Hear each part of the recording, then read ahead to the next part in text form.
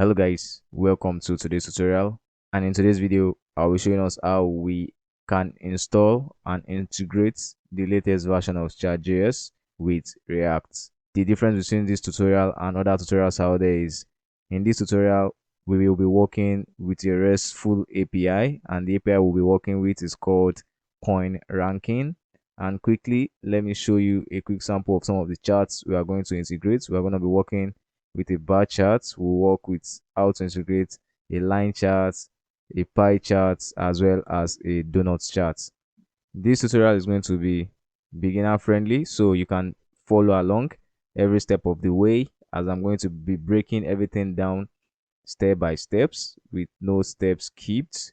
So without wasting much time, let's get started. And quickly before we get into it, I would like you to like this video as well as subscribe, so the YouTube algorithm can keep recommending this channel to other developers out there or aspiring developers out there who are looking for learning resources. I really appreciate it if you do. So let's get started. So the first thing we need to do is to create a new React.js project. To do that, we are going to be making use of Create React App. So quickly, let me open my terminal. And inside of my terminal, I can just impose the command which I'll use to create the new project. So I can just say yarn create React app, and the name of our project is called Chart. So with that, I can just press enter, and then a new project is going to be generated for us.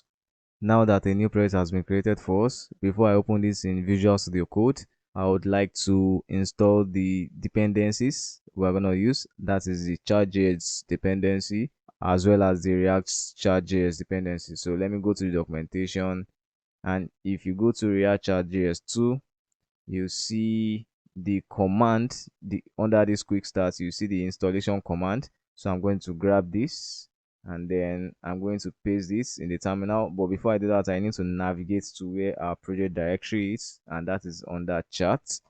So I'm going to paste it in npm install React Chart.js 2 as well as chart.js. So I'm going to press enter and wait for this to get installed as well.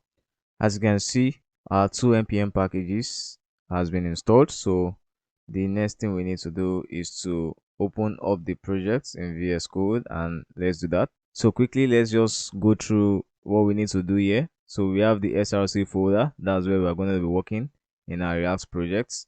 Basically, if you are familiar with React, you know most of the work is done in the src directory. So in the app.js file, which is the root of our application that will display wherever we have on the browser, so we can clear some of the boilerplate template generated for us. So I'm going to clear off this header section, and then I'm going to enter probably an h2 tag that says hello, and then I'm going to start up the project to be sure that our app runs successfully. So I'm going to save this, head back to the terminal. Let me clear everything here off. Type in npm start. As you can see on the browser, we have the h2 tag displaying in the browser with the hello text. So with this, we know we don't have any errors in trying to start up our project. So what we need to do next is to set up this folder structure of our components. In the src folder, I'm going to create a new folder and I'm going to call it charts. So inside of the charts, I'm going to create 4 files actually. The first file is going to be called bar charts.js. The second will be called line chart.js. The third pie chart.js, and the last file will be called Dougnut Chart.js. So we're going to start off with the bar chart.js. So I'm going to close every other tab that is not bar charts apart from the app.js. So we can generate a boilerplate template by typing the short command refce and then press enter. So it generates a functional component for us. What we want to do next is to create a new chart. We already have the Chart.js libraries installed in our package.json. As you can see, Chart.js version 3, and then React Chart.js, which we have here, version 4.0. With that, we know if we integrate the charts in this particular bar chart.js file, is going to display in the browser. So the next thing we need to do is to head straight to the Chart.js documentation and see what we have in there. When I head there, you see chart.js.org. I can click on get started, and inside of the get started page, we get some samples for how we can create the chart. So what I need here is just this data object, but before I grab that, let me call some of the imports we're going to need to display that. For now, we are not integrating the API. I just want to show the static data on the browser to see that the chart is displaying properly. So for that to work, we need to import chart as chart.js as well as bar element, all from chart.js. So this helps us to create a new bar chart by bringing in the bar element, and also we need to bring in the bar from react chart.js too. So quickly we can just type in import bar, and that's from react chart.js too. So finally, what we need to do here is to register the charts.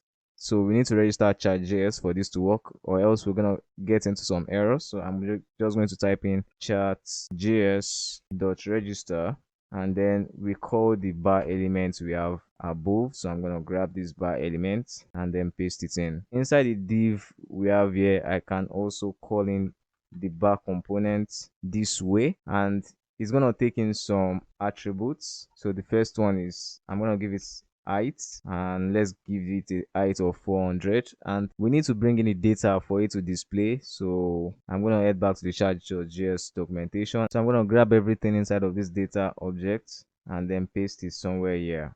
So we can set this data as a variable by typing in var data is equals to, then let's scroll down, and for now I need to get rid of this options object. I think that should fix the error we're having. Cool. So the options object is going to also have its own variable, so I can just grab that as well, like just the options object. I think it ends somewhere here, and then it's going to be outside of the data object, so I can just create another variable for it. So var options is equals to this. I believe this is pretty much clear.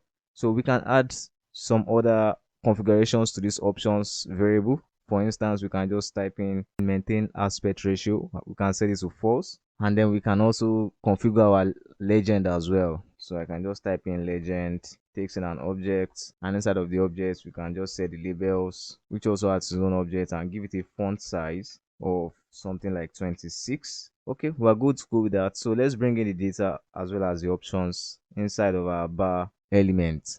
So I can just say data is equals to data as well as options. So let me grab these options is equals to options. Now I save. Now for this to show in the browser, I need to bring it in inside of our app.js file. So I'm going to get rid of this hello, and instead we're going to have a bar charts component, and then we need to import it.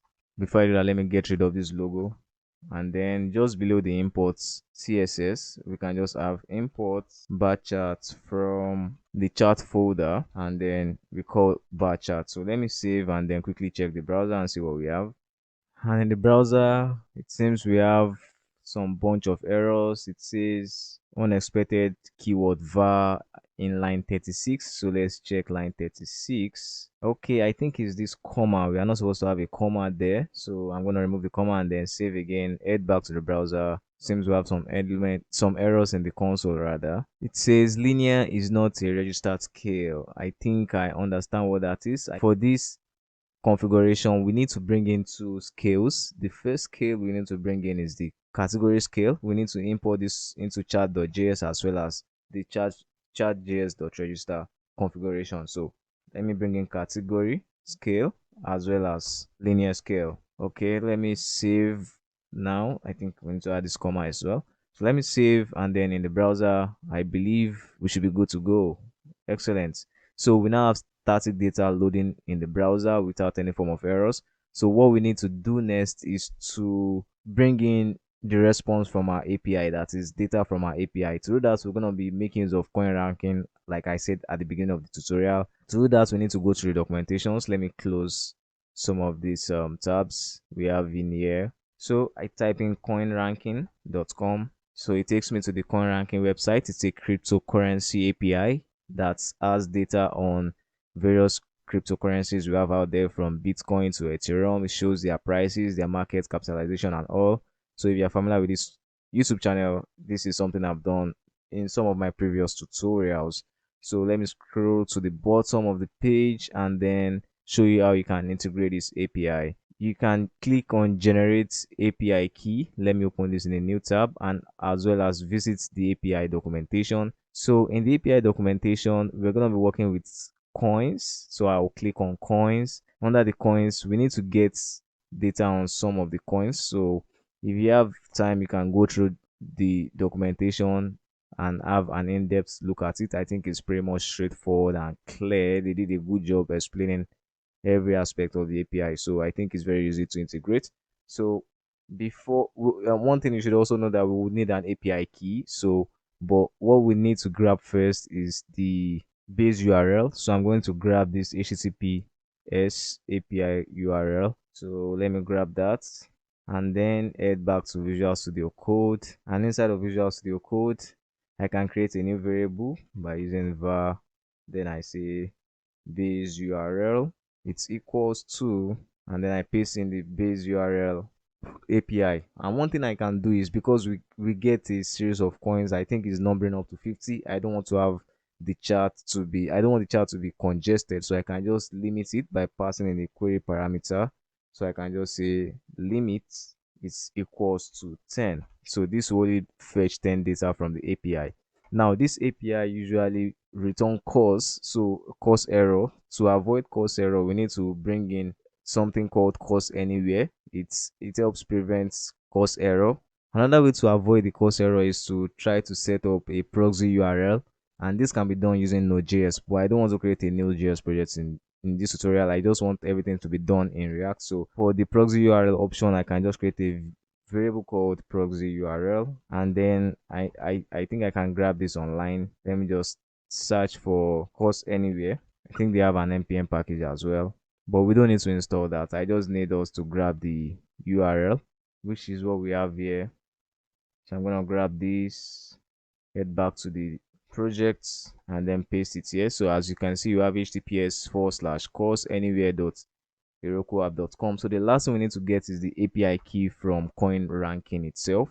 So let me create the variable. So API key, it's equals to. So like I was saying earlier, to get the API key, we need to, let me log out of my account. For you to get an API key, you need to click on create account. So once you create account rather, you can type in your name as well as your email address.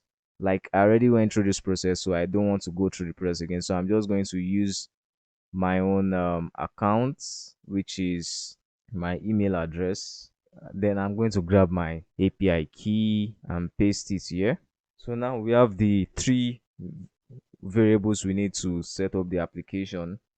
So the next thing we need to do is to call the API by making use of fetch. So fetch is actually the browser's default way of calling APIs. So we don't need to install any package to do this. However, what we need to bring in is React hooks like use effects as well as use state. So I'm going to type in use states and then use effect. All this is coming from React. So the use state is used to create variables in React. Like it helps us to create a setter and a getter. So I can just type in const chart, then set chart equals to use state. Now this is going to come in form of an array, so I'm going to leave the array as empty. So the set chart is the setter, while the chart is the getter. It gets the whatever data we have in this application. So quickly let's set up the API. So I can just call use effect. After the use effects, we have some sort of dependency injection, which is going to be an empty square bracket below that. So let's create the variable. So we're going to make use of async await. So I can just type in const fetch coins is equals to a sync and an arrow function. So await. So we now call the fetch keyword and we make use of back6. So we need to reference the variables we created above. I think this key should be in uppercase. So the first one we need to call is the proxy URL. So I'm just going to type in proxy URL and then the base URL as well. So base URL. Our request is going to have a body. So the method is going to be a get. Then we have some sort of headers. So I can just set the headers into an object. So inside of the object in the headers, so we have a content type, which is application/JSON, and then X access token. This can be seen in the documentation on Coinranking. Let me check. So under the Node.js example, you can see we have an X access token. So I'm going to grab that and just paste it right here. So it's referencing the API key we created. So we can just call the variable we have by making use of backticks. So that will be API key. So we're able to get that as well. And lastly, we need to set the access control origin. So we set it to an asterisk, which is a wildcard. That is, we want the API to be accessed from anywhere. So what now happens next is it returns a promise. So we need to kind of subscribe to this promise by making use of the .then keyword. So .then it returns a response. So we make use of the fat arrow as well. So we can just say response.json, and then we also subscribe to this by making use of the .then. We JSify the response, and then let's just console log the response and see whatever data we have in the console. But before we do that, we need to catch in case of an error. So I can just say .catch error console.log error. I think we're good to go with that. Let me save. Okay, one more thing we need to do before I save is to call our function. So for this to work, so let me quickly call the function. So I'm gonna grab the fetch coins, or else this will not work. So we need to call fetch coins. So now we're having access to that. So in the dependency injection, we need to call three variables we set above. The first one is the base URL. So I'm going to call the base URL as well as the proxy URL, and then the API key. So let's save. So let's quickly check the console if we have the data right in there. So let's click on the console tab, and then we have an object. So if we open up the object, you can see we have a set of coins which are just 10 in numbers. Because of the limits we set to the API, it only returns 10 numbers, but ideally the crypto API returns about 50 cryptocurrencies at a go. 10 I think is about right for us. So what we need to do next is to plug the data we have in the console into the charts. If I open up each of these objects, the first result we have, we just need two items there. The first item we need is the name as well as the price. We need the name. For instance, the first result is showing bitcoins, and the second one is showing the price of the bitcoin.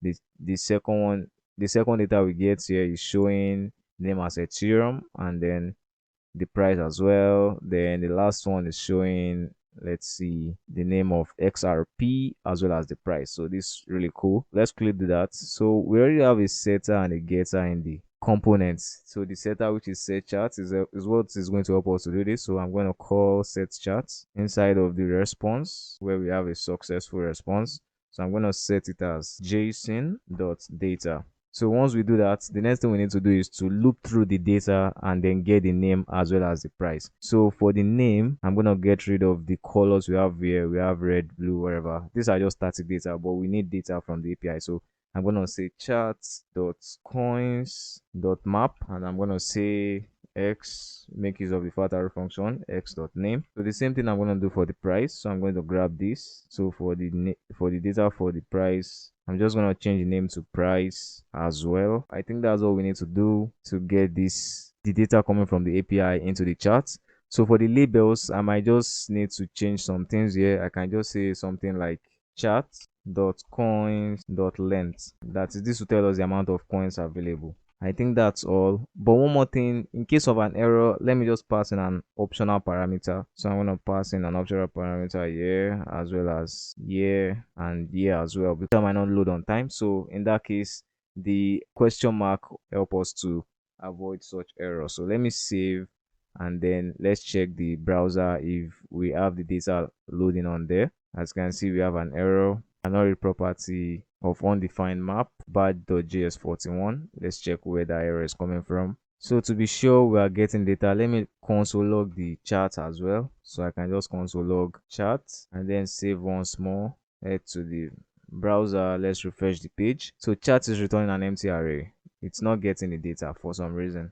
So what I'm going to do is to add the optional parameter to the coins as well. So let me add this to the coins.length as well as the price as well. So let's save once more and head straight to the page. And as you can see, the data now gets loaded into the page. So we have the price for the bitcoins as well as the Ethereum, and then Binance and the likes. which is really cool. So with that, I think our bar chart is fully integrated. You can't see the rest of this data because it's really low. Like if I open the object and I show you the price of the last results we have, that's 0.82 compared to the price of the first coins we have, which is Bitcoin, which is around 46,756. So that's why the one of Bitcoin is very obvious, why the one for XRP is barely obvious. So what we can do next is to integrate the next chart we want to do, which is a line chart, or let's do it accordingly to the namings. So the next one in line is Dougnut Chart. So I'll just grab everything inside of the bar chart, head straight to the Dougnut Chart, and then we have to paste it in. The changes we have here are really subtle, so no major changes. So we just need to change the configurations right above. So instead of the bar elements, we'll be having something else. So because this is a Dougnut chart, what we have is going to be the arc element. So I'm going to replace the bar element with the arc element, and then I think that's all we need to do. We don't need the category scale or the linear scale. I might just get rid of that and then paste in the arc elements instead. So one other things we might want to bring in, we can decide to bring in the tooltip as well as the legend. So that's really cool as well. So we need to inject this in the register. So I'm gonna grab that, paste it into the register, and then instead of the bar, we're gonna have donuts. So I'm gonna get rid of the bar, type in donuts down here. Instead of the bar, we're gonna have the donut as well. So I think that's all we need to do. So let me save this, head straight to the app.js to change the settings we have, which is bar chart. I'm going to change this to donuts. Then let's save, head back to the browser to see if this gets plotted successfully. Excellent. As you can see, we have a donut chart. It also has a Bitcoin, Ethereum, and the like. So the next chart we need to integrate. So let me just grab the bar chart as well. Then head straight to the line chart. Pretty much what we did in the Dougnut chart. All we need to do is to generate the components, clear everything off, then change the name of the bar chart to that of the line chart. So in the line chart, what changes as well is the elements we have above. So instead of the arc element, what we need to have above is going to be, we can have the linear scale, the category scale, but instead of the line bar elements, we're going to have something called a line element as well as a point element. I think that's all we need to do. So I'm going to grab the line element, replace it with the bar element, and then I'm going to grab the point element as well. And then the bar, we're going to change bar to line. So I'm going to grab this and then change this to line. I think that's all the configurations we need to do to display the line chart. So in the app.js, we can as well replace what we have there, which is donuts. I save everything, head straight to the browser to see if we have a successful display of the chart. As you can see, the line chart is displaying successfully, and as expected, the Bitcoin is showing at the top, while the rest of the chart is showing below because they have a very low price. So the last chart we need to show is called the pie chart. The pie chart, for some reason, I think is similar to the donut chart in terms of design, and because of this, it also has the arc element. So I might as well just copy everything we have in the donut chart and plot it into the and bring it into the pie chart. So inside of the pie chart, I'm gonna bring in the donut chart, then replace the name to a pie chart. So it has a arc element, it has a tooltip, it has a legend. So we leave that as it is. Then what we need to change is the donut. So it's not gonna be a donut, it's gonna be a pie. So I'm gonna change this to pie, grab the pie, scroll down to the bottom of the page, and then replace the donuts with a pie, as well as in the app.js for us to see how it looks like. We're gonna replace it with a pie as well. So let's save everything we've done, then head straight to the browser, and there you go. We have our pie charts, and the majority of the pie chart is taken by the Bitcoin price, which is about 46,000, and then followed by the Ethereum, Binance, Solana, and the likes. So that's it for this tutorial. I believe I've been able to break down how you can use the chartjs package, npm package, together with the React Chart 2 package to plot different types of charts, and most especially with data coming from a REST API. So this is something I think a lot of people are interested in, how to plot data from an API into a chart. So if you have any questions, do put it in the comment section below. I'll be sure to answer. And then make sure to like as well as subscribe. And we'll see you again in the next one. So take care, guys.